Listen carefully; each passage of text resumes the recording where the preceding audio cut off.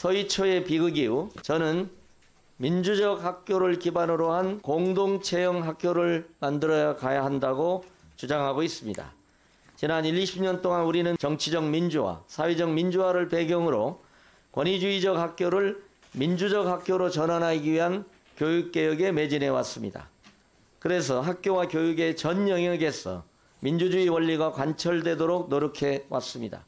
지금의 학교는 부족하지만 민주적 학교 문화가 뿌리내려 있습니다.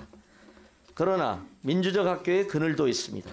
학교 내 모든 주체들의 자유와 권리가 보장되는 민주적 학교에서 여러 주체들의 권리가 상호 충돌하고 어떤 극단적 교육 주체는 개인의 자유와 권리를 보장하기 위한 법제도를 자신의 권리만을 위해서 악용하는 경우도 나타나고 있습니다.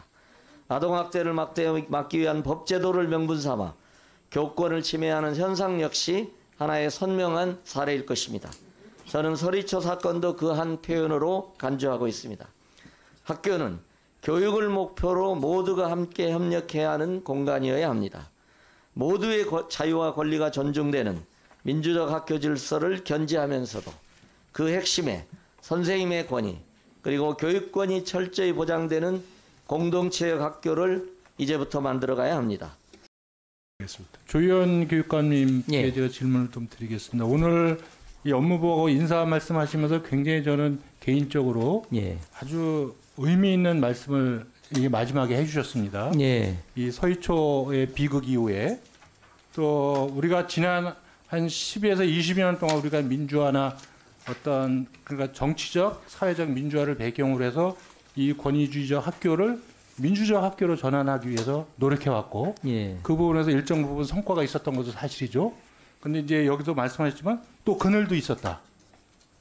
그늘도 있었기 때문에 이런 어떤 극단적인 어떤 그 개인의 어떤 자기 주장 이것이 너무 충돌하고 또 강화되다 보니까 그렇습니다. 그런 어떤 부분이 결국은 학교 현장에서 부정적으로 작용했던 부분을 말씀하고 계신다고 저는 이해하는데 맞습니까?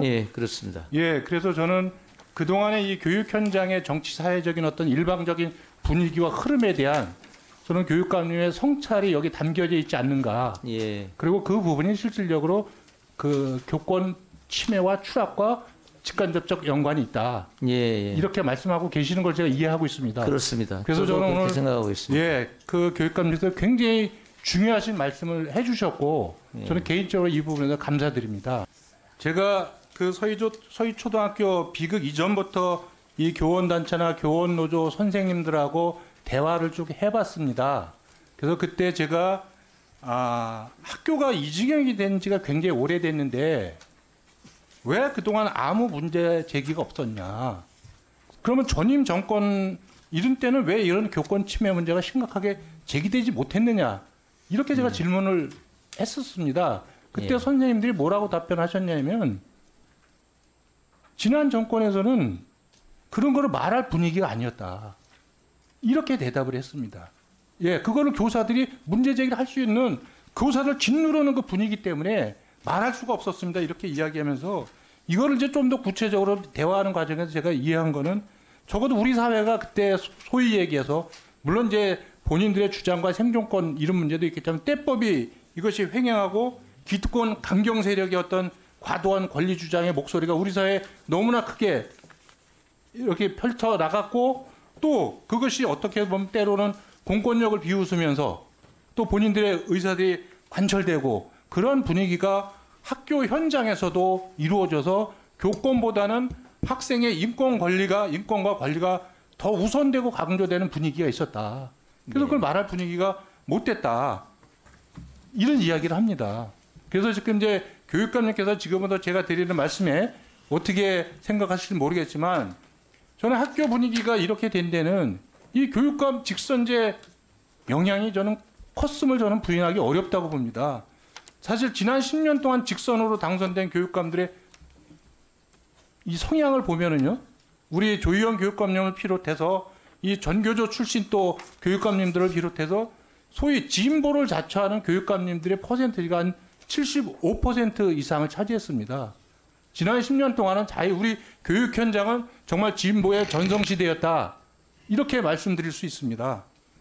그리고 대표적인 경우가 경기도의 경우에 2010년에 김상곤 당시 교육감이 학생 인권조례를 만들었죠.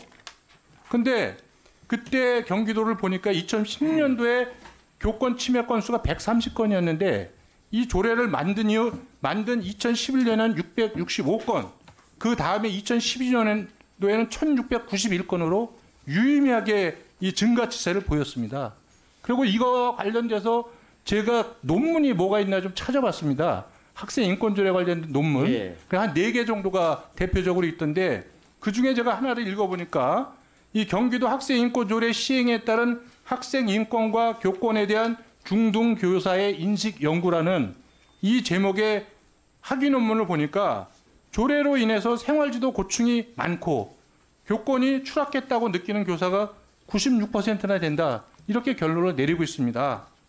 그래서 저는 지난 10년간의 진보 교육감의 전성시대가 이 학생 인권 조례를 필두로 해서 진보 교육감과 또 특정한 어떤 그 교원들의 어떤 그 조직, 노조, 또 특정 학부모 단체가 이 학교 현장을 지배했고, 그러한 시기에서 학생의 권리 강조에 상응하는 이 책임과 의무가 부여되지 않아서 결국은 우리 교육이 균형을 잃었던 시기라고 볼 수가 있다. 그리고 이러한 균형의 상실이 결국은 교권 추락의 중요한 원인의 하나로 작용됐다. 이렇게 저는 봅니다. 예. 이 부분에 대해서 교육감님은 어떻게 생각하십니까? 예, 사실 이게 저는 이제 민주화 시대에 일정한 그늘이 생겼다는 것까지 이제 이 의원님하고 정확히 동의를 합니다. 저는 뭐 민주화 시대를 뭐 완전히 찬양하는 방식이 아니라 민주화에 성공의 위기가 있다고 저는 생각을 하고요.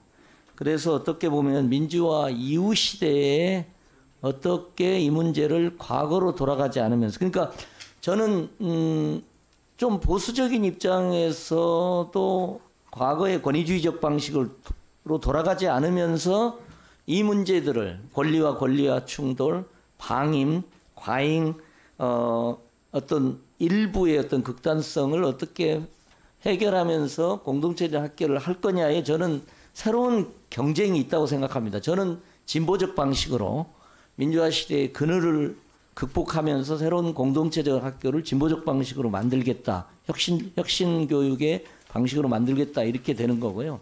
저는 보수 입장에서는 보수 방식으로 또 새로운 경쟁을 하는 거다. 이렇게 생각하는데, 제 입장에서는 뭐 예를 들면 학생인권조례를 폐지한다거나 사랑의 매를 든다거나 이런 방식이 아닌 미래지향적 방식으로 민주화 시대의 그늘을 해결해 가야 된다. 저는 그런 입장입니다. 저도 그 교육감님 말씀에 기본적으로 공감하고요. 실질적으로 우리가 민주화 이후에 민주주의를 정착하는 과정에서 사실 여러 가지 오류가 있었죠. 성과도 있었고요. 그런 과정에서 저는 지금 교육감님께 말씀드리고 싶은 것은 어떤 사회든 특히 교육 같은 경우는 균형이 상실되면 안 되겠다. 학생 인권조례 중요하죠. 예. 학생 인권조례가 만들어진 역사와 맥락을 우리가 이해할 필요가 있습니다. 그러나 그것이 적어도 책임이나 의무가 뒤따르지 않은 채 권리만 강조되다 보면 이 부분에 여러 가지 부작용이 나타나는 거고, 그런 부작용 부분의 하나로서 저는 이제 교권 추락이 여기에 연동돼 있다고 보는 거고요. 그렇기 때문에 지금 과거에 이제까지 우리 교육에 있어서 우리 교육 현장에서 뭔가 균형이 상실되어 있었다면 이 균형을 회복시켜서 중심을 잡아주는 노력이 필요하다. 예. 이것이 교권 사법보다 더 중요하다고 생각이 들거든요. 예. 이 선생님에 대한 존경, 신뢰, 이거는 법으로 강제할 수 있는 게 아니고 우리의 스스로의 의식과 사회 속의 공감대 속에서 만들어지는 것이 훨씬 더 좋은 거 아니겠습니까? 예. 저도 일정 부분 동의를 합니다. 이제 굳이 얘기를 하면 이제 사람들이 과거에는 주눅들어 있었지만 지금은 자신의 권리에 굉장히 당당한 민주적 주체들이 출연하고 있거든요. 이 주체들이 이제 어떻게, 이제 교권 침해라는 것은 우리 사회가 직면하는 많은 문제의 한 표현이 정확히 같은 표현이라고 저는 생각을 하고 있거든요. 그래서 이걸 이제 정말 미래지향적 방식으로, 선진국적 방식으로 어떻게 해결해 갈까, 저는 이제 그렇게 생각하고, 저는 불균형을 인정하는 입장입니다.